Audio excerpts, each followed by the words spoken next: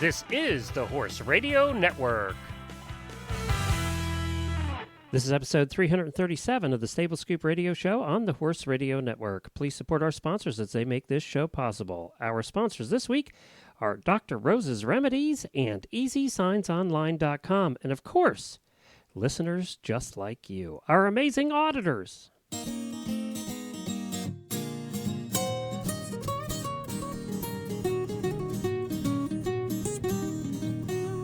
Welcome to the Stable Scoop, with weekly shows delivered right to you.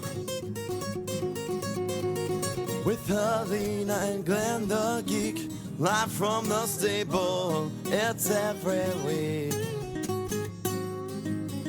They bring you the news through hail or high water, while using their tails as their own fly swatters. So sit on down and laugh till you poop, cause it's time again for Stable Scoop. Stable Scoop.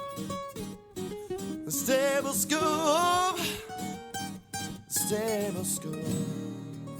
Well, hello, everybody. We hope you're surviving your week with all of the wild weather around the country.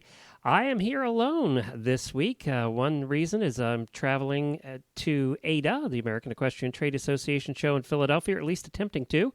And Helena is dealing with the aftermath of the blizzard. So we'll have more reports on that and hear more from her next week, I am sure. And we wish everybody in the Northeast good luck and hope you and your horses and your animals and your family survived and you hunkered down and are doing well.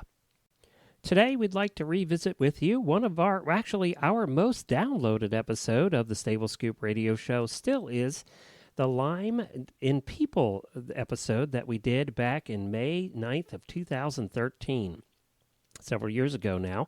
And the reason I wanted to replay this one and revisit this one right now is over the next month, we are looking at updating and doing another episode on Lyme in People. Where has it come? How far have we come in working with the medical community and dealing with this issue? As most of you know, if you're regular listeners, I also deal with chronic Lyme and have dealt with it for almost 12 years now. So I'm functioning, and well, there are days I'm functioning. There are days I don't function so well, and Jennifer will tell you that. Mine is mostly neurological, so there are days I can't do shows. If you find out I'm off a show and not traveling, that's usually because I'm having a bad Lyme day. I get a couple of those a month. My diet has helped regulate that, and actually I started back on the diet after we did this episode, the Lyme diet. I had gone off of it for a while and gotten sicker and sicker, and then Carolyn Deegan of the Pacific Frontier Medical for LymeDisease.org, who we had on as a guest in this episode, convinced me to start back on my diet. I did, and am doing much better since I did. So this will give everybody a kind of a baseline of where we were a couple years ago. It's still all relevant information. Nothing really has changed too much. And then when we have this next episode, I've heard from many, many of our listeners who have dealt with Lyme or their family has and the struggles they've gone through. And we're going to hear from some of those in the episode coming up. And also we're going to try and get somebody again from the LymeDisease.org on to give us an update on all the legislation and where we are with all of the legal side of things and the insurance side of things as well. So let's take a listen to episode number 247. This was published May 9th of 2013, so almost 2 years ago now, called Lyme in People, The Truth. And we'll be back next week with a brand new episode, and I'll have lots to talk about, I'm sure, from the American Equestrian Trade Association. You can catch me live on Horses in the Morning, Monday morning, and that will be February the 2nd at 9 a.m. Eastern at horsesinthemorning.com. I'll be coming to you from the American Equestrian Trade Association. I'll be co-hosted with Colleen Peachy. She works as a product reviewer and you hear her on here on the show. She works as a product reviewer for Eventing Nation, and she will be co-hosting live from Philadelphia with me, providing snow allows us to get there, and we'll have a bunch of new products coming to the market to talk to you about on Monday. Take care, everybody, and be careful out there. This is Glenn the Geek. And this is Helena B. And you're listening to a special episode of the Stable Scoop Radio Show on the Horse Radio Network.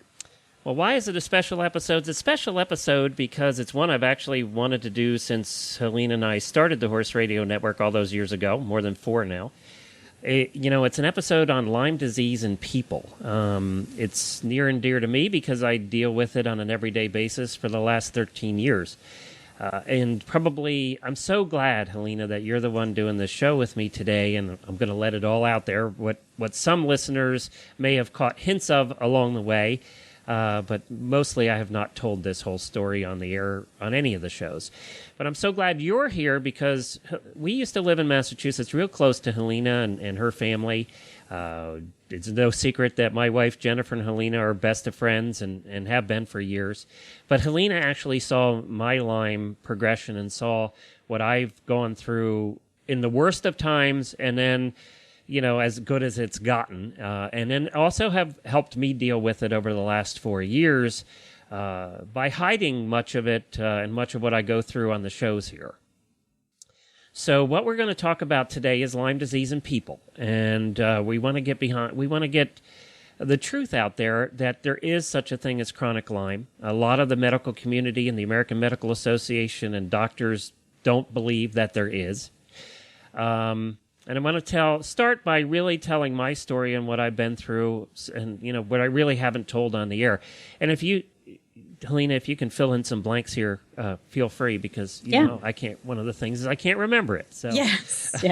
And I'm actually kind of ironically, I get a couple bad days a month where my Lyme acts up and Jennifer calls it word salad. I get a number of different symptoms and they're different every month. But one of the things that is consistent is I can't speak very well, and my words come out backwards, and I have trouble forming sentences or remembering things.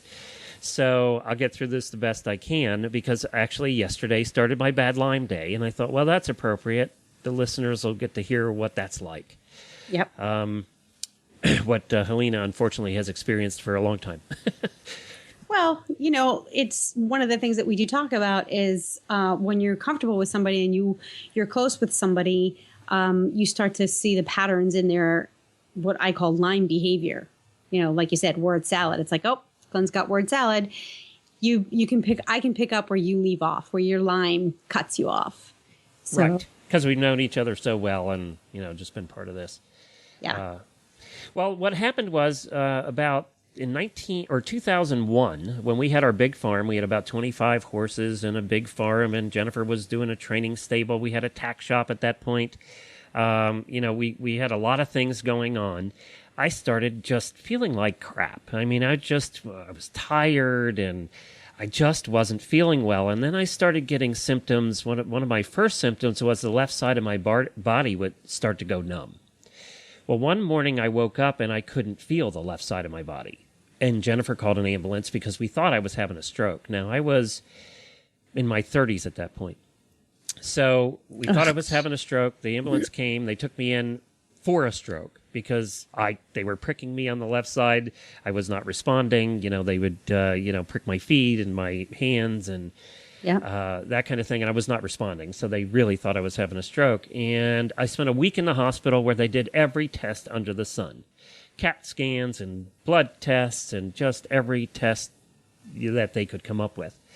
And I tested negative for everything. So they just could not figure out what it was. They said, okay, go home and see your family doctor. You're not having a stroke.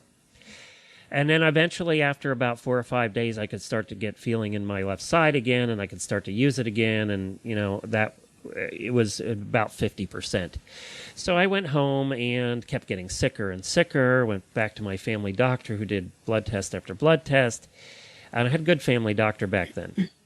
But Lyme was not, we were living in Pennsylvania. It was around, especially in horses and dogs. But they weren't really real sure what happened in people at that point. Right. So, and I had not, we had ticks all the time that were horse people, putting up hay. If you put up hay in a barn, you're going to get ticks, fresh hay. If you just weed whack. You're going to get ticks. We got ticks all the time. So when the doctor said, have you had tick bites? Well, of course we had tick bites. We're horse people. You pick them off and you go on. And, and one of the, symptoms of Lyme is a rash, is a bullseye rash. Well, only about 50% or less of people actually get the bullseye rash. And I could have had it and thought it was something else, So finally, my family doctor started sending me to every doctor in the world. I kept getting sicker and sicker. I was chronically fatigued. I had these wandering symptoms, a pain in the joints, and you couldn't walk some days, and you couldn't get out of bed some days, and you were still trying to work. I was still trying to work, which was getting harder and harder all the time. You'd have a couple hours a day that were pretty good, and then you wouldn't know when you would crash. So what you would do is you would work when you could. I worked on that for about 4 or 5 years, even when I knew you. If I woke up at 2 a.m. and I was feeling pretty good, I'd get up and work at 2 a.m. Because you didn't know. You do it when you can do it. Yep. At 10 o'clock in the morning, you were probably in bed. So you couldn't work, Email was a godsend because I couldn't rely on the phone. Because I couldn't even get words out at that point. But I went through every kind of specialist, every kind of doctor you could imagine. We ended up selling our farm because I couldn't function and Jennifer couldn't run it on her own. We sold the tack business because of that, because I couldn't contribute. And God bless Jennifer. She went through a ton of stuff with me. And stuck with me and, was with me that whole time. We ended up, after we sold our big farm there, moving to Massachusetts, and that's when she got the job at Myopia and when you two met. That's right. And I was still battling. I was at about, 30% then. You were really struggling. I didn't drive for a year because I couldn't. It's like being drunk when you have the neurological form of Lyme, which I have. It's like being drunk. Your reactions are slower. You can't think right. You'll be driving down the road and forget where you are. You won't know how to get home, or you just can't. You'll see a stop sign coming and your mind just doesn't process the fact that you should press the brake. Right. And I had to learn that the hard way, and almost causing an accident. And finally, Jennifer said, "You can't drive." But it was almost, she said, there was a stop sign back there and you ran it and we almost got sideswiped, T-boned, because I saw the stop sign, but it didn't process that I should do something about it. Finally found a family doctor right up there, the little town we lived in, right there in Massachusetts. Ipswich? The one south of that. Beverly. Yeah, Beverly. Found a family doctor there who really didn't know a lot about Lyme, but was willing to learn. And I saw him for a half an hour every week. Imagine that, a family doctor seeing anybody for that long. That's the nice part about the small town doctors. Right. Is they'll work with you. They might not know everything there is to know, but they will serve as your advocate. They'll help you out. And Massachusetts was an area that, had a lot of Lyme back then. It started in Connecticut, and, New England was known for it. So he was learning, had a couple other patients, and put me on the antibiotics. I was on antibiotics for almost a year, which causes problems, too, with your digestive system and everything else after you've been on antibiotics for that long. Antibiotics don't just kill the bad bacteria and everything. They also kill the good. Right. That was doxycycline, right? Yes. Okay. I tried a number of them. I was on a number of them over the period of time. And what he started doing, and I can't remember the term for it, I would be 3 weeks on and 2 weeks off. Okay. 3 weeks on and 2 weeks off to give your body a break in those 2 weeks. But what happened is in those 2 weeks, I'd get sicker and sicker again. Finally, it was your husband and this family doctor and a lot of reading on the internet that convinced me that I also needed to look at my diet. And I went on a really strict, very depressing diet. One of the things about Lyme, and one of the symptoms is you're mentally depressed. You get depressed. Of course, anybody that's that sick is going to be a little bit depressed. Right. But you also get emotional. And boy, when you then have to take away the one thing that I love to do more than anything else and to eat, and you're on this really, really strict diet where there's no bread, no sweets of any kind, no sugar. You're basically on a diet of the kinds of things that I don't like to eat. Yeah. it gets depressing. But boy, after I got on it, and with a lot of help from you and your husband, it really helped. After over about, what was it, 4 or 5 months, I started getting better. Yeah. What do you remember about me from that period of time? About the symptoms and things? Probably the memory that sticks the most was the downtime, like your lack of ability to just function. Like you couldn't even get in a car. I do remember you had your sense of humor, but you would say weird things like weirder than normal. Yeah, exactly. That was my question. I'd be like, was that a joke that I didn't get? Like I thought it was me at first, and that's how subtle it was. But then the more I got to know you when you were on your game, the more I realized when you were moving into a word salad moment. Does that make sense? That makes sense. Okay. And I can tell when my episodes are coming on, too. I have a couple of symptoms that are guaranteed every month. Night sweats are one of them. And that's sort of a warning that things are coming on. Irritability. I get very irritable. Jennifer calls it my monthly cycle because I get irritable and cranky for a day before the actual symptoms hit. Yep. And she'll tell me, okay, you're going to have a bad Lyme day tomorrow because you're irritable, and she's learned to deal with that. And I've learned to recognize it more, and I'll say to her, this is not a good day to deal with hard issues because I'll do it wrong because I'll be irritable and grouchy about it. Yep. And those days I usually skip recording shows. I have done a couple of shows, but if you hear me not on the morning show, with the recorded shows, it's easy. I can tell Helena we can't do it today. We have to wait till the end of the week. But with the live show, it's more difficult. If you've heard me not on the live show, or I'm on the live show and I don't talk much and Jamie does all the talking, that's probably because I'm having a bad day and we're trying to hide it. Yep. So that happens. But I probably spent $125,000 in medical bills over the years.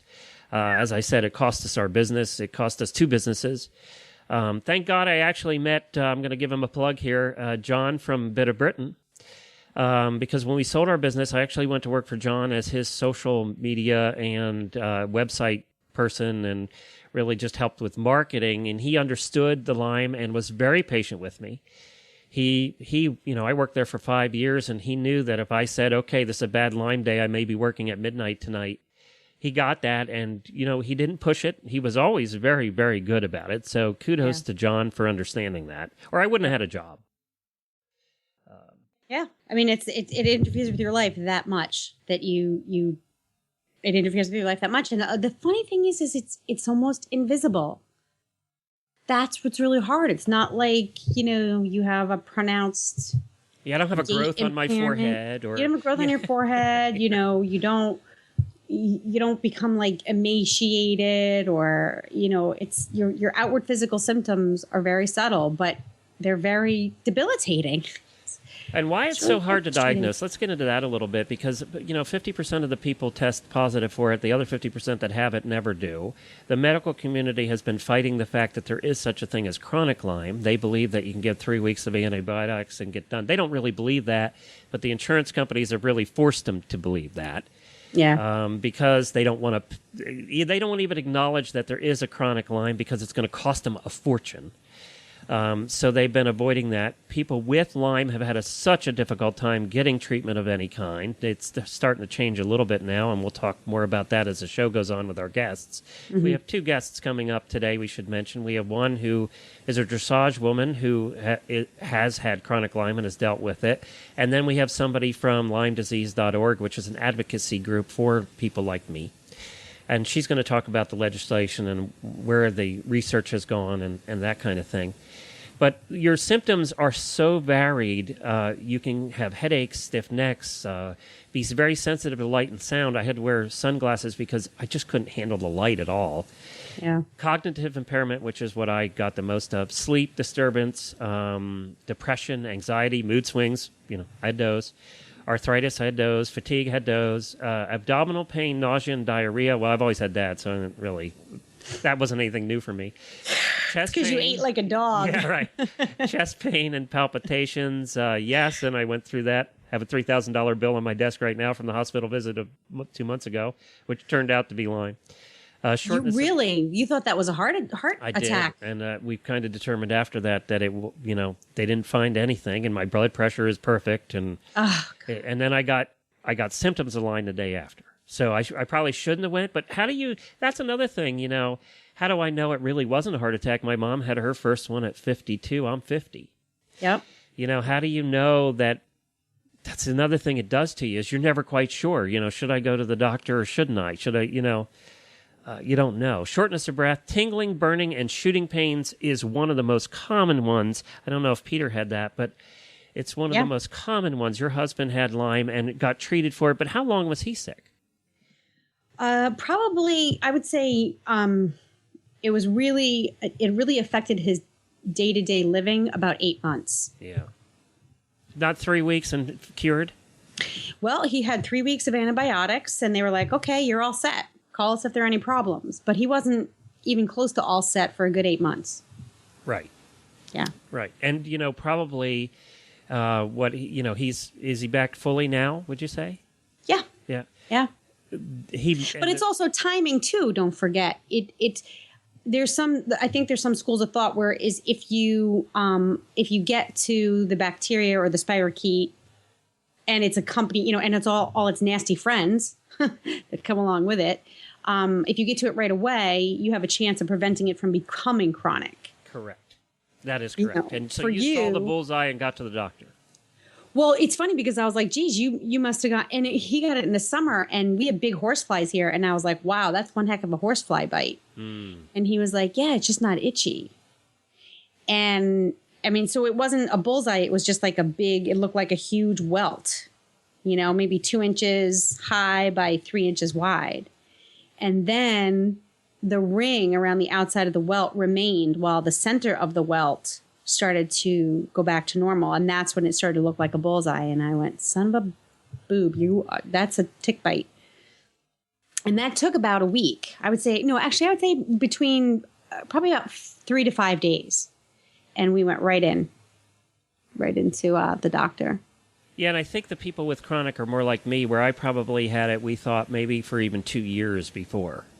When we looked back then at how sick I'd gotten off and on for the previous 2 years, it kind of made sense that, oh, wow, I have had this for a long time. That's a long time for, a parasite to be making its home in your body. And so, and to start making changes and affecting, your brain, therefore your lesions and your neurological problems. I mean, it made itself right at home and started to do damage that at some point becomes irreversible. And therefore you now have this chronic condition. And I think as horse people, we all know people that have had Lyme or have chronic Lyme and have dealt with it. There's some very famous people with it as well, authors and celebrities that have had to deal with it and have gotten really sick. So I'm just hoping that if you're listening to this and you've had some strange things going on and you're obviously a horse person or you're not listening to this, that, if there's something that strikes you and you go, I never thought about that, or for this person or a friend of yours, then maybe this show will have done some good and be more than just me, throwing out my problems. Let's take a break for our first commercial here.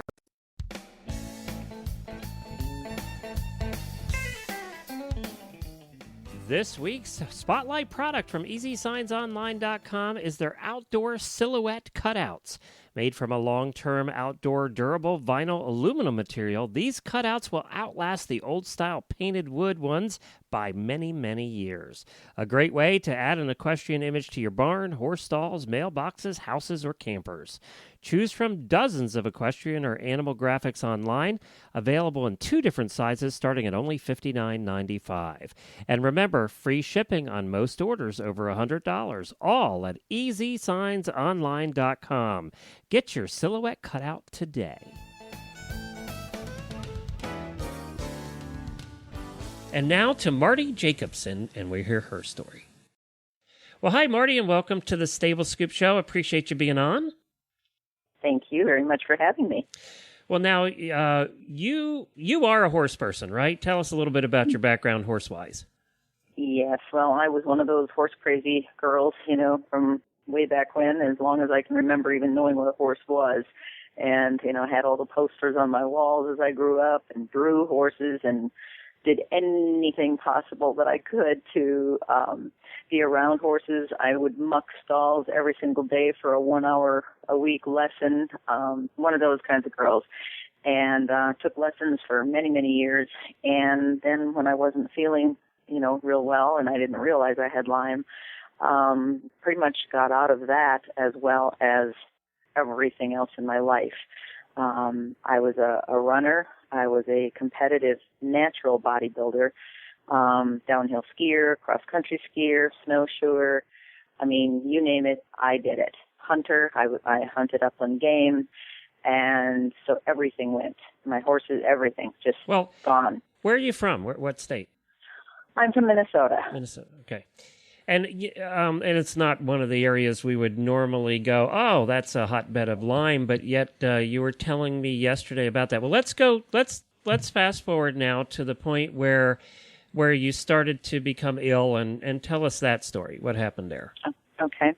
Well, my daughter had been diagnosed with juvenile rheumatoid arthritis at about age 6, and I started showing the same symptoms, and went to her rheumatoid specialist, and I was also diagnosed with rheumatoid arthritis. And this was about, 20 years ago or so. And because my joints especially were just killing me. And yet I had headaches, I had fatigue. Well, fatigue also goes along with rheumatoid arthritis. But none of the medications that were prescribed for me, thinking I had RA or rheumatoid arthritis, worked. Absolutely nothing. The only thing that seemed to work a little bit was prednisone. And unfortunately, prednisone is contraindicated in Lyme disease, but we didn't know I had Lyme at that point. And so this went on for years and years and years. And finally, one day when I called for a new prescription of anything to help me, because I was just in agony, and this was about 6 or 7 years ago, my rheumatoid doctor's nurse said, Dr. X can't treat you anymore. He's done everything he can, and he basically fired me as a patient. And so I suffered and just took, aspirin and Tylenol and everything else. And in the meantime, my daughter was diagnosed with Lyme disease by a nurse practitioner, a very astute nurse practitioner. And so she was put on medications and everything, and I started getting more symptoms that I felt were Alzheimer-like. And my mother had early onset Alzheimer's, and so I was concerned. My memory was just failing me. I would be driving down a very familiar highway or road or whatever, and all of a sudden I would think, where am I? I know where I'm supposed to be going. I know where I came from. I don't have a clue where I am. I don't have and finally it would take like some major landmark that I was familiar with to make me come back to, okay, I know where I am. Oh, that's but scary. it was horrible. And I would find myself walking into rooms with, on a mission, let's say to go take a load of laundry out. And I'd walk into the laundry room and think, what am I in here for? What did I come in here for? What am I doing? And sometimes I'd remember, sometimes I wouldn't. So I ended up going to see my daughter's Lyme doctor, and I had been seeing my own family practitioner, my primary care provider, and I'd been tested for Lyme twice, came back negative, and so she said, you don't have Alzheimer's and she gave me this test, and I won't go into all the details. And she said, I think you're just being forgetful. Well, this wasn't normal forgetfulness. This was, let's say I was trying to say the word chandelier. I couldn't find the word chandelier. It might come out chameleon or something that started with Marty, my wife letter. calls it word salad. Absolutely. She says I have word salad. because everything comes out. You'll, Makes that. and as I said earlier in the show, I'm having a bad day today. So they might get a firsthand experience with word salad, but I'll hear it correctly. And Right. I'll hear the whole sentence correctly in my mind, and Jennifer will say, "Do you know what you just said?" And I'll say, "I have no, this is what I said." And she said, "Nope, that's not how it came out." Yeah. And, Or I find myself also like circling the word. It's like I know what word I want to find, and I can come up. It's like a thesaurus. I can come up with every word that kind of, sort of is like that word, but I can't find that word that I want. And it just drives you crazy. And like you and I just spoke a few minutes ago, I have a very good friend who I call my translator. She's used to me not being able to complete sentences sometimes, or get off on the wrong track, or switch topics mid-sentence. I mean, just bizarre. And I happen to be having a good day, so hopefully I'm sounding somewhat lucid. Well, we're going to get more into. I want to get more into your story a little bit, but Helena is the only one. When we first started the Horse Radio Network, and I think Helena, I told you this, because I have several bad days a month, every month, some worse than others. I told Helena that she was the only one I would start this with because she knew my story. She had seen it firsthand when we lived near her, and they were our best friends. So, Helena, you saw me at those days where I didn't drive for a year when we lived in Massachusetts near you. I wasn't driving. Jennifer had to drive me everywhere. Yeah, and there were days when, and not only that, but your environment seemed to exacerbate your Lyme symptoms. So there was a lot of unknowns, and you needed somebody who can just, like you said, have a trusted translator who knew where you were going with something, knew you well enough to just pick up wherever there were gaps in your conversation or your thought process. It really, Marty, you obviously got to the point where you were being treated for your Lyme. Tell people about what ended up happening there. Right. I started going to my daughter's Lyme doctor, and he put me sort of on the right track, and I did show improvement, first with oral medications, and then finally because I was getting some. Yes, absolutely, yeah. And because I was having so many neurological problems, it was decided to also put in a PICC line, peripheral. What's that? Intravenous catheter, peripheral, and it goes like in your arm, but it goes up and then down and just to the apex of your heart. And that is. Now, wait a minute. It's a line that goes in your arm and all the way through the vein and into your heart, pretty much? Correct. Oh. Yes. It's called a PICC one of those in them all the time? That sounds scary. Yeah. And so I would then self-administer IV drugs, at home. I mean, once I was shown, how, and have to have weekly dressing changes, which is a pain in the patootie because you have to, take that time and everything. But it still wasn't helping, and I can give you another example. I had gotten back into horses, and I was going to do, I have Tennessee walking horses, but I was going to do a trail obstacle course. And, they post the pattern ahead of time. I thought I knew it. I went in. I forgot everything I was supposed to do, where I was supposed to go in the pattern. I mean, just horribly. I couldn't remember. Came out of the class absolutely in tears, and I think I knew people didn't understand why, but I knew it was just I couldn't remember it. Could not remember it. Well, anyway, to make a long story short, I ended up finding a very, very good Lyme doctor for my daughter, who also, as I said, has Lyme, and who also has passed it on to her daughter through in utero. She didn't know she had Lyme when she was pregnant, and her daughter did acquire Lyme disease in utero. But her doctor is out in New York City, and so I went to him about 2.5 years ago, and he changed my life because he introduced one drug that nobody else had been giving me. And as you know, Gary, the Lyme spirochete, Borrelia burgdorferi, often surrounds itself or encysts itself in a material called a biofilm. And the drug that I was finally put on attacks the biofilm, because if you don't kill the biofilm, no matter how many, antibiotics you take, they can't get into that bacteria. And I also have some other co-infections. Many ticks which carry Lyme carry other diseases. I have mycoplasmosis, Bartonella, and babesiosis. Yeah, there are many forms of the disease, and a lot of people don't realize that either. Right. It comes in a package. You get the package. Yeah.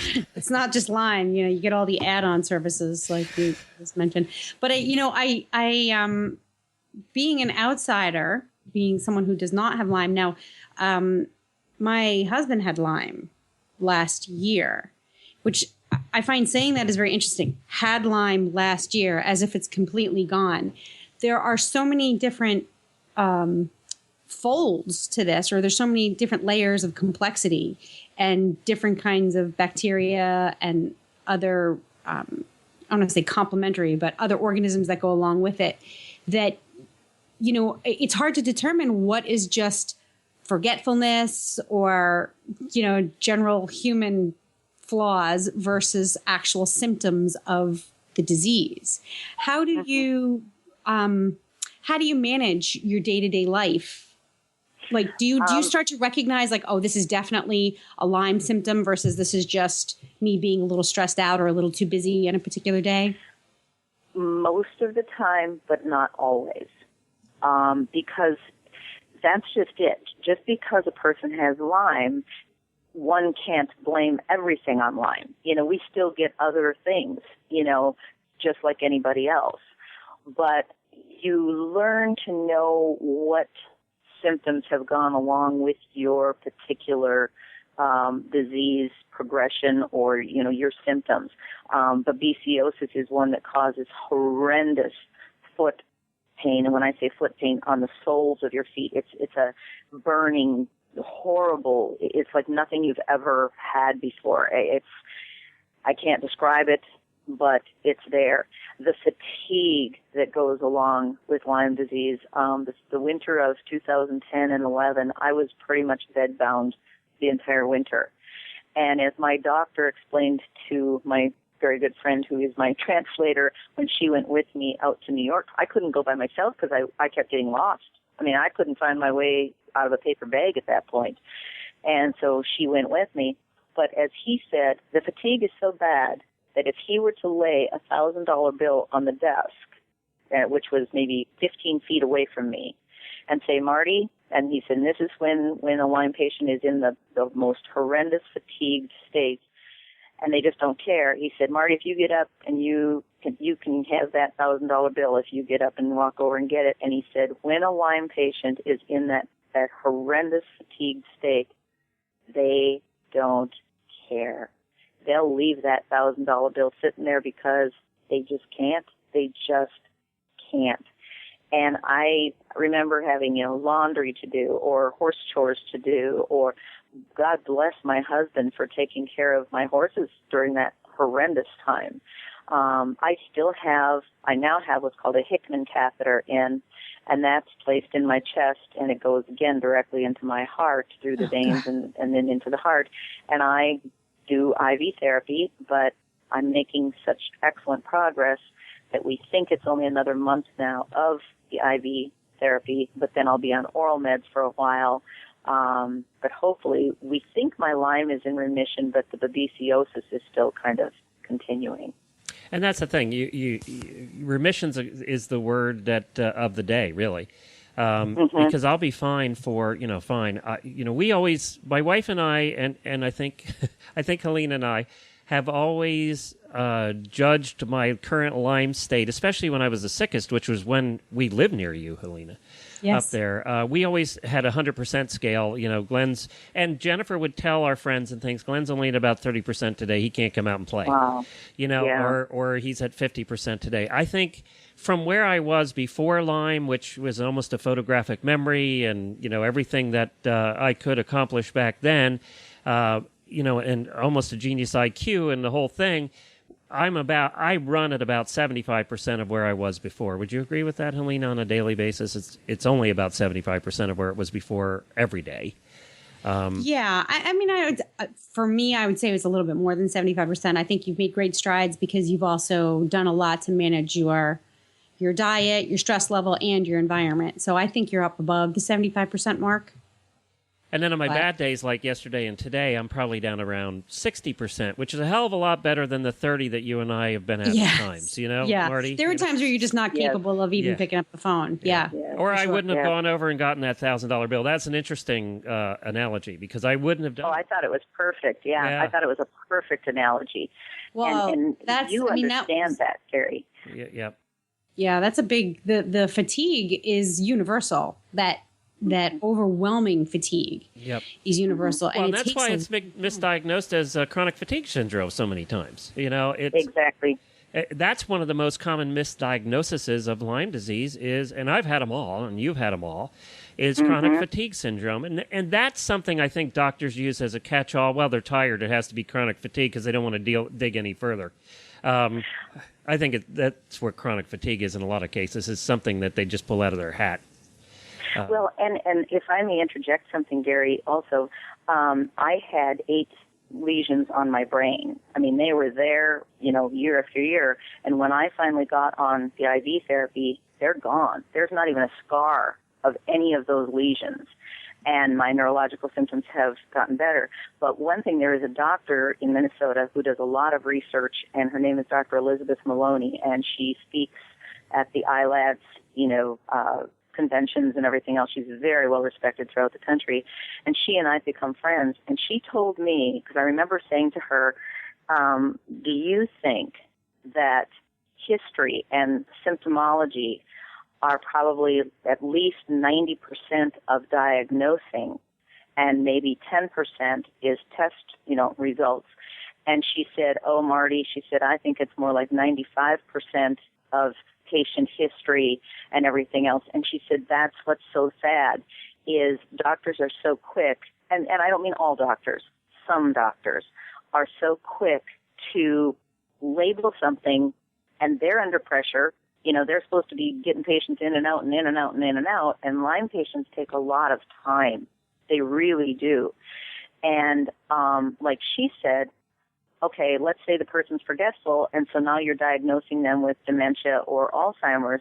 But with Alzheimer's, people usually lose their sense of humor. With Lyme disease and the forgetfulness, they don't lose their sense of humor. They still can appreciate, what's appropriately funny and not and whatever. And they also don't have the swollen hot knee or the headaches and she said, the doctors need to take the time to listen to that patient and what is that patient's former lifestyle and what brought them to you today. What are their complaints? And that's where many doctors fail. They look purely at test results. Well, it was negative, so you're good to go. Yeah, and I never tested positive. They did a couple of the generic tests, and I never tested positive. Right. I did find 2 family doctors, one when I lived in Pennsylvania and one when I lived in Massachusetts. And actually, you talk about listening. I saw them for a half an hour. They scheduled me a half an hour every week. Because they were just trying to manage, that's when I was at that 30% level. So, Marty, we have to let you go. We're running out of time. Thank you so much for sharing your story. And I'm so glad that you're seeing some light at the end of the tunnel, a very long 20-year tunnel. We wish you a very speedy recovery from this point forward. Thank you. And thank you for having me. And Gary, I truly wish you the best of luck with your Lyme. I really do. And I'm so sorry that you have that diagnosis. But thanks again for having me. All right. No problem. Thanks, Marty. Thanks, Marty. Bye-bye. Right. Bye-bye. And coming up is Carolyn Degnan of LymeDisease.org, which is a nonprofit corporation that serves as a central voice for Lyme patients across the nation. They do this through advocacy. I think I'd have it. Advocacy, education, and research. And they've been around for a while, since 1989. And they are actually working very hard to revolutionize the Lyme disease arena, specifically in public policy, advocacy, and science. So, they're really an organization that's trying to cut through the crap, the BS. Yeah, the crap. And so Carolyn is going to talk to us a little bit. And she has Lyme. She has Lyme disease, right, Glenn? I don't know. We'll find out. Okay. I don't know if she does or not. And so their goal, the goal of the organization in general, is to also include the patients so the patients can be involved at different levels of decision making, which is really, a lot of times I never hear of patients being involved in where their medical support or their healthcare support is going. You have to have, unless you're like, this major cancer organization or like, the American Heart Foundation.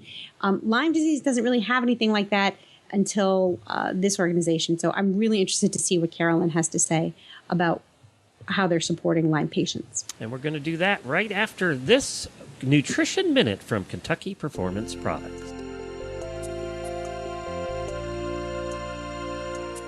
Dr. Rose's Remedies Skin Treatment Salve and Spray are 100% all-natural products. They are anti-inflammatory, antibacterial, antiviral, and antifungal. Dr. Rose's are made with all human-grade ingredients and are safe and effective for treatment for all manner of cuts and scrapes on your horse. And Dr. Rose's is the must-have product here at the Horse Radio Network headquarters to keep PT Scooter's delicate white pasterns free from dew poisoning and scratches. Ask for Dr. Rose's at your local tack store or feed supplier, or visit them online at drrosesremedies.com. That's drrosesremedies.com.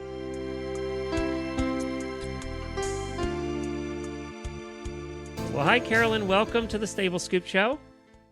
Thank you so much for having me this morning. Well, now, you are with an organization called, or representing an organization today called LymeDisease.org, which I have been following since, forever, it seems like. Used to be under a different name, but you're one of the groups that really advocates for people like me. Tell us about the organization. Well, it was originally called CALDA, California Lyme Disease Association, and we decided that we wanted to go by our URL name instead because it was more well-known. So we are now LymeDisease.org. We are based in California, but we work countrywide and even in Canada. And our mission is teaching people about prevention, what to do once you get sick, and how to be your own best advocate when you are sick. And that is so important, and I want to get into that a little bit with you. The American Medical Association and insurance companies really, in the past couple of years, have refused to accept the fact that there is chronic Lyme. They basically come out and said, you get your 3 weeks of antibiotics, you're fine, you're cured. If you're not, it's something else. Why do you think, or why does the organization think that they've taken this stance? Why have they been so adamant about it? Well, unfortunately, it's about the almighty dollar. And in the 1980s, the government allowed scientists to patent DNA for their research. And some of the very large universities on the East Coast patented the DNA of the Lyme Borrelia.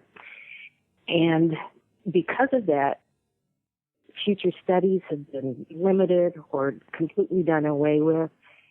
It's in their interest not to let other people test the DNA to find a vaccine or... Okay, wait a minute. Let's stop right there. And I'm sure Helena just picked up on that one, too. I did. You can patent DNA? It's like, it is DNA. It is what it is. It is what it is, but you can patent it.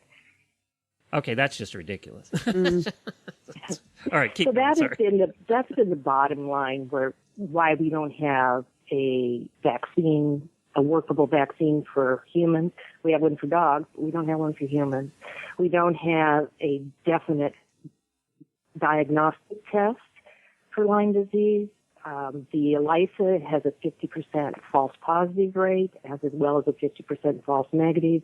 The Western blot's a little bit better, but you're rolling the dice when you rely on tests because they're not accurate. And mine, I never tested positive yet. I had pretty much every symptom you see on the Lyme list of symptoms that you can get. And I was diagnosed that way, as opposed to, because they basically ruled everything else out in my 2 years of going back and forth to specialists in the hospital. That's a very typical story that I hear. I manage a medical practice, and all we do is treat tick-borne diseases. And by the time people get to us, they've seen 7 to 15 doctors. They've been ill for 4 to 10 years or even longer, and they all say the same thing. I never tested positive, and here are my symptoms. And we could not get a doctor to believe us. That's very typical. And the doctors are discouraged, too. There's been doctors actually fired for treating Lyme patients aggressively, haven't there? There have been. Luckily, a lot of the states have now put in legislation to protect doctors who treat with long-term antibiotics. Not every state does it, and it's not completely foolproof, but at least it's something that's a start. So tell us about what if somebody comes in or if somebody thinks that they have the symptoms of Lyme disease, which we'll go over here a little bit later in the show, what should they do? How can they be their best advocate? They go to the doctor, they get tested, and it comes back positive or negative. One of the symptoms that is for Lyme disease is you get a rash. You get a rash that's a round circle that it looks like a rash, a round circle rash. I don't remember getting that because, to be honest, at that point in our lives, we were doing hay. We had 25 horses in the barn. We were getting tick bites all the time, and to see a rash, I probably just thought it was a bruise. Well, you may not even see one at all because less than 25% of the people who are bitten actually end up with the classic bullseye rash. Now, did Peter, Helena, end up with the rash? He did, yes. Did. Okay, so you saw that. All right. Yeah, the ring, the bullseye, the classic textbook Lyme. Okay, all right. But the fatigue was the longest lasting and the most devastating. And the joint pain. I mean, the joint pain, yes, was there, but it took many, many, many months for the fatigue to fully disappear. And that's the thing, too, Carolyn, that one of the things that I ran into is it's so hard to diagnose this because the symptoms are so varied and they change within the person. In other words, I would have one symptom one month, and still go through this, actually, on every month. I would have one symptom one month, and it would affect me completely different the next month. And now I've come to recognize when I'm getting into a bad Lyme time. And I know that, okay, I could have almost anything, and it could, it's probably attributable to the Lyme. I had a $3,000 hospital bill from a month and a half ago when I thought I was having a heart attack. Went to the hospital, and they tested for everything, couldn't find anything. And the day after I was at the hospital, I started getting other symptoms of the Lyme that I get, a couple days every month, that I then went, oh no, that was Lyme. I just hadn't had that what felt like a heart attack thing for a long time. So it's the variety of symptoms, isn't it, that really causes a problem? The difficulty with Lyme, unfortunately, is it affects every single organ in the body. Some patients present with just gastrointestinal problems. Others present neurologic problems. Some just have the fatigue and the arthritis. And then, unfortunately, we have lots of patients who have all those. So it's all over the spectrum. And you're right. What affects you today could be completely different from the symptoms you present in a month or a year. Now, mine seems to... Well, I have you here. Yes. For the free medical advice. Sorry, Helena. Mine seems to... I'm at the point where I went through the time where I was, a year or two on antibiotics. And then I started really watching my diet. I had a very progressive family doctor who really helped me find a diet that helped me probably more than the antibiotics ever did. And so now I come at the point where I probably have 2 bad days a month. I can tell, that they're coming on, and my wife can certainly tell they're coming on. And then I have 2 bad days a month, and I kind of, I say to myself, well, people have had a lot worse. I get better, I'm okay. Is that a common thing for people with chronic Lyme for it to wake up a couple days every month? It's very common. Okay. And some kind of stressor can make it be worse. We seriously recommend that all of our patients can get completely off sugar and eat a kind of junk food, eat a healthy diet, because that seems to help mitigate the Lyme symptoms. And the diet I was on was sugar and starches, breads, things like that. It's basically the Atkins diet kicked up 10 notches. Okay. Well, that's a good diet for Lyme patients. Yeah, that was basically what it was. So what do you think now on the political side of things? Has it started to change? You said some of the states have become involved and have started to legislate the fact that you have to treat people with Lyme. So has it improved? Where are we at with it? Well, I've been in the Lyme world for 12 years now, and when it first started out, you couldn't have anybody in Northern California say that there's Lyme in California. But I think we're at the tipping point. New York is being extremely progressive and forward-thinking in their legislature on passing Lyme legislation for patients to be treated. And they've been working very diligently this last year, and they're the state right now to follow. They're progressive, and we need to watch what they do, and hopefully the other states will fall into place. Well, it's just a little sad that the politics, but I guess it's like anything in healthcare, that the politics really dictate what happens. It's very sad. I have a fabulous senator, but I don't want her making decisions on my health care. Yeah. She didn't go to medical school, and unfortunately, what we have in the insurance companies, we have gatekeepers who are given a matrix, and if you don't fit into that matrix, you don't have Lyme disease. And the matrix, unfortunately, is set up by the Infectious Disease Society and the CDC. What's the CDC? I just had this conversation with a close friend this weekend who's in the healthcare industry.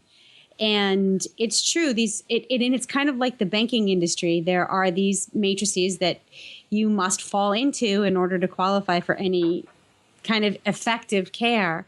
But then what happens is people who are truly suffering with Lyme disease, there are way too many of you who fall into the gaps. You don't fit into the matrix, but yet here you are clearly suffering. And, to me, it comes back to, like you said, dollars. It comes back to money and politics. So you have to, to me, you have to find somebody almost, this is the way I look at it. Like, my husband went to a small town family doctor, and that doctor had to become his advocate. The physician had to figure out how to work around this complicated system in order to give him the most effective treatment.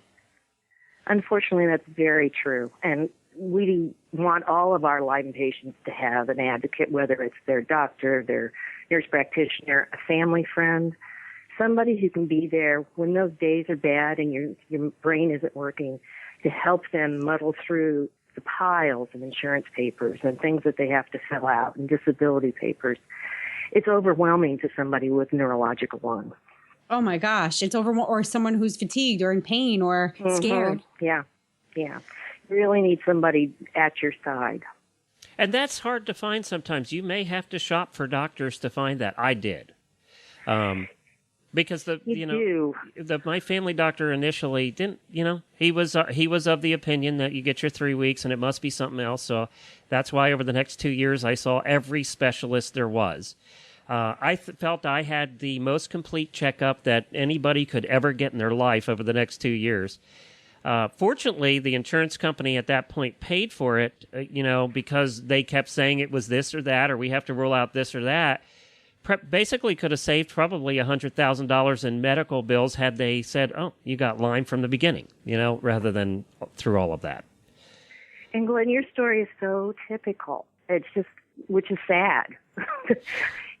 I can't tell you how many patients come to our clinic with that same scenario, that they spent hundreds of thousands of dollars, been misdiagnosed with multiple sclerosis, Lou Gehrig's disease. Yep, both of those. Yeah, and they actually have Lyme disease. How do you find somebody? Helena, you happen to get a family doctor that, because you live in Rhode Island, was probably more, versed in Lyme. But yeah, that's true. But we're also in a small town, so you have your relationship with your family physician is a little bit different than in some of the larger suburbs and cities. Yeah. It is. It's true. Small town living is different that way. We recommend looking for a Lyme literate MD. How do you find that? And if you go to Lyme Disease Association website, not Lyme disease.org, but Lyme Disease Association. There is a link or a form you can fill out to look for a Lyme literate doctor in your area. Now, not every area is going to have a Lyme literate doctor, and you may have to travel a ways to see one. But the Lyme literate doctors are part of the International Lyme and Associated Disease Society, and they firmly believe that Lyme is a persistent infection. It needs to be treated with long-term antibiotics, and you treat till the symptoms are gone. And, I had we talked a little bit about this earlier, but I took the long-term antibiotics for a long time. And, that also, when you take antibiotics for that period of time, you have other things that can crop up. Antibiotics, can be harmful to your digestive system. And I went through all of that too, and then the diet was the thing that really saved me at that point. And I didn't realize that, and my family doctor was not. I taught him, after I started reading, I taught him about the diet thing. He had no idea about the diet because, he was honest. He told me, how much nutritional education we get in medical school? I had one class when I was a freshman, and that was it. He didn't know about diet, and he admitted that. Well, diet is a huge component. Our patients who get better follow a sugar-free, starch-free, sometimes gluten-free diet. Well, that's what you did, Glenn, isn't it? Yeah, that's what I did. And you know what? I've gotten off of that somewhat, and I'm realizing I have to get back on it. Maybe not to the degree I had before, but I was not eating. I was really meat and some vegetables, and what we always said is you shop around the outside of the grocery store and you never walk down an aisle except for toilet paper. Exactly right. Is that right? Nothing out of a box, can, or jar. Exactly. Because you'll be shocked what has gluten and sugar. Pretty much eliminates 90% of the food on the market today. I was reading an article yesterday about red seaweed that is in all these smoothies that people are drinking, and that's a highly inflammatory food. You don't want to eat that if you have Lyme disease. Huh. See, who knew? And actually, your husband, Peter, who was a nutritionist, was a big help when I was really in my worst of the state. Yes. He was a huge help for me because he understood it. Yeah, he's in nutrition research, and it's funny because he understands it even more now. But it's, I don't know. It's so funny because Lyme has been around for so long. You want to say, well, it's new because it's not new, but yet the understanding of what can relieve symptoms, I don't even want to say cure it, but what can relieve symptoms is new. As if understanding what you eat and changing what you eat and managing your environment, that's all relatively new, isn't it? It's fairly new, and it's becoming more and more acceptable. Joe Burrascana, who's probably the guru of Lyme disease, has a practice guide out on nutrition and Lyme disease, and he's a firm advocate that you need to eat well, no junk, limit your exercise until you're better, and I never had a problem with that one. Limiting your exercise. Yeah, I never had a problem with it. I still don't. Sorry.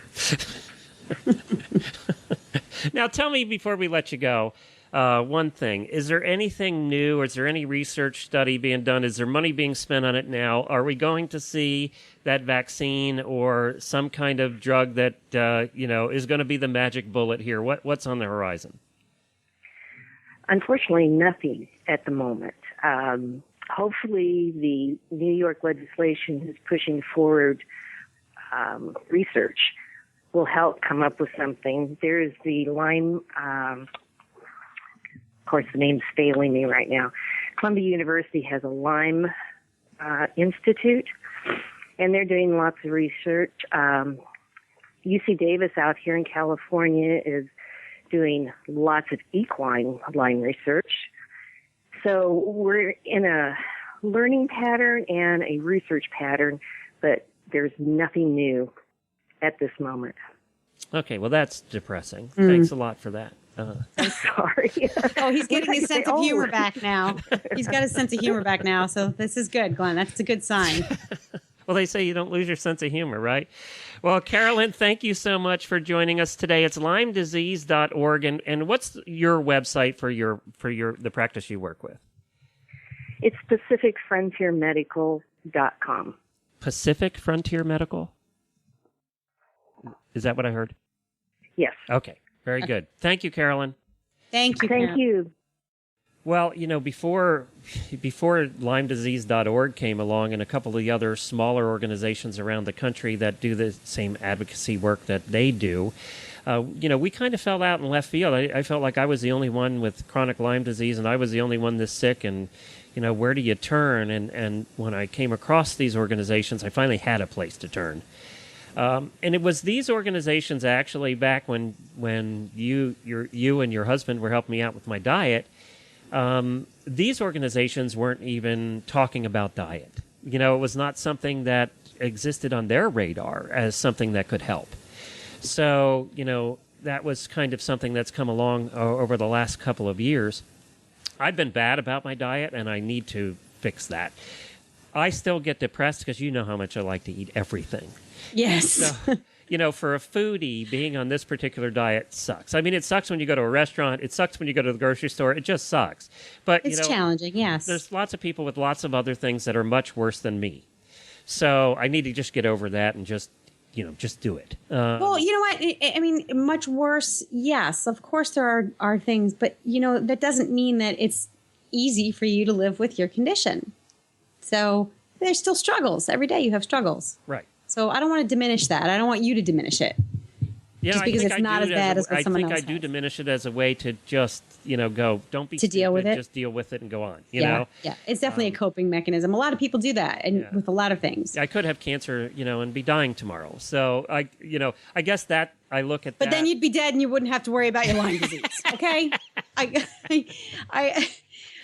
I don't mean to make light of this, but it's living with Lyme disease. I mean, I've obviously been close with you and your wife for a long time. My husband had it. It's not something that's easy to live with. Do you get accustomed to it? Do you acclimate? Do you adapt?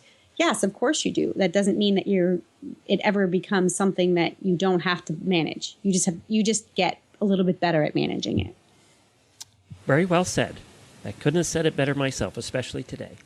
Yeah. Very well said.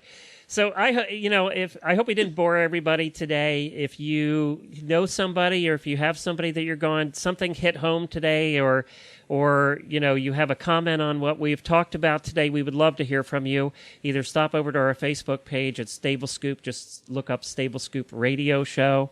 You can email us at glenn@horseradionetwork.com, or Helena, Helena at horseradionetwork.com. Spelling's also a trouble when you have Lyme. So, please, drop us a note. We would like to hear your story, or, whether you've got anything out of today. We would love to hear that. Don't be afraid if you think you know somebody that has it and has been fighting with some mysterious disease. Don't be afraid to ask your doctor about it. That's the most important thing. You can get lots of terrific, reliable information at LymeDisease.org. That's a terrific website. They have, they've broken it down and made it very simple to understand. And if you do have it, find yourself a doctor that is willing to work with you. Get an advocate. You're going to need it. You are. You're going to need it. You cannot do this by yourself. I never got to the IV point, I think, because the doctors at that time weren't going that route, because the insurance company wouldn't pay for it. With our previous guest today, she's had that IB for almost 2 years. Oof. Boy, I'm glad I never had to do that. I know. That just sounds awful. And weird to think about, And she's about to get it out. She's going to be so happy to get it out, And if you've ever, go ahead and Google a Hickman catheter, and you'll see why she's happy to get it out. Well, she said, there's just all these precautions she has to take every time she takes a shower. She can't go swimming, just all this stuff you can't do. Yeah. See, you could always have it worse. You could always have it worse. This is true. Well, that's with anything in life. I'll deal with my 2 days every month, but I promise you, Helena, that I'm going to start to get back on my diet. I don't think I'm going to go quite to the extreme that I did before. And, the diet was good for one thing. I lost 50 pounds in a year. Wow. I didn't realize it was that much. Yeah. Don't you remember how skinny I was? Well, yeah. Well, you know what? No, you stayed in a lot. You did get really thin. You're right. Yeah, I did. And when people saw me for the first time, they hadn't seen me in that year. They were like, and John, even from Bit of Britain, hadn't seen me for a year because I worked remotely. Yeah. I was like, oh my God. I said, yeah, I'm not a fatty anymore. Yeah. So, and I was never really a fatty, but, I definitely lost a lot of weight. So I could stand to lose a few pounds right now. So. Well, too, though, is you made all these other adjustments. You moved. You've reduced a lot of the stress in your life. Yeah. I mean, there's always stress, but you've reached a new place. So you were, you're like, yeah. Better when I moved away from you. Why is that? You too? Oh no. I noticed your daughter had her bag packed. It was by the door. You better double check that. Our daughter. Oh, she's an angel. Although, she gets tick bites all the time. She gets bitten by everything. She's a magnet. And so it's too bad. I mean, we have a St. Bernard, we have 2 cats, we have horses, and we're surrounded by 18 acres of woods. So we have ticks all the time, and I'm constantly pulling them off of my pets. We check to see whether or not they're dog ticks versus deer ticks. So, of course, I found a deer tick on one of the cats, and I'm like, all right, now it's time to really start doing these, like, obsessive tick checks. And, of course, she had one on her head. She had a bite, so we watch it. Well, and, to keep in mind, too, just one last thing here, this is not limited to the Northeast anymore. It's in all 50 states. This is not something that is geographical. No. It's in all 50 states. It may be 15 years ago it was in a certain geography, but not anymore. So yeah. Keep that in mind. And then, all of you people in the Northeast and on the East Coast very shortly are going to be dealing with something you don't deal with very often, but every 17 years. They're coming, people. What? Cicada year. It's cicada year. Well, what does that mean? That means you're going to have an overrun. You're going to be overrun by cicadas very shortly. This is the year they expect a record number of cicadas this year. Okay, so hold on a minute here. It's the 17-year cicadas. Billions of cicadas to invade U.S. East Coast after 17 years underground. Yep. Insects emerge only when ground temperature reaches precisely 64 degrees Fahrenheit. Yep. Billions of cicadas. And you hear them. You know they sound like locusts. They're very loud. And the last time they were out, I remember we where did we live? I'm trying to remember where we lived. We had a small influx of them in Lexington about 4 years ago when we lived there. And you would walk down the sidewalks and you would crunch their shells. There were that many. And they have bright red eyeballs. Are you looking at a picture of them? Yeah, I am. They're cute. They're actually kind of pretty. Well, they have bright red eyeballs. They're not pretty in person because they get to be about 2 inches long. And they are deafening. They said in areas where the cicadas, some areas will get more than others, but in areas where they're really infested, you will have 1 million per acre. Yeah. And they get up to 98 decibels, which is a rock band decibels. They said you will not be able to hear a plane go overhead that's flying low. They're so loud. So there you go. That's coming. With everybody. Well, just so you know, this is funny because there's this like totally scientific article that I'm looking at and it says they don't bite you or zombify you or anything. No, that's right. They're just bugs. They're just bugs, and they don't bite, but they do run into you, and you will hit them with your windshield a lot. So. Oh, no, and I just got a new car. They fly around, and you're going to be hitting them. So good luck with all of that. They don't come as far south as Florida, so I'm glad we live here. Well, when do they start? Well, any day now. Yeah, any day now when the ground gets, the 68 degrees or whatever. Oh, yeah. So yesterday this article came out, and it says any day now. Lovely. Well, maybe they won't come to the coast. Yeah, maybe they're not as far as the mile from the coast. Right. You could get lucky. Yeah. But I do remember them, and they are very loud. So hopefully you're not in an area that gets them by the millions per acre. Oh, please, God. That sounds like a biblical plague. That's it for this week. You can find all of our show notes at stablescoop.com, and we'll be back with a lighter topic next week, I promise. Like what? I have no idea. Let's talk about booze. Didn't I have boobs? Booze, not boobs. Booze. Oh, I was my God. Hopefully. Oh, next you're week. such a man. I was surprised you wanted to talk about that topic. I was like, whoa. You got a little excited. I did. You're like, is that my Lyme? Did I just hear her say what I think she said? The answer is no. All right, everybody. Talk I to was you next being week. silly, and yeah, you took it one step further, as always. All right, thank you, everybody. We'll be back next week with more. Until then, happy scooping and do your tick checks.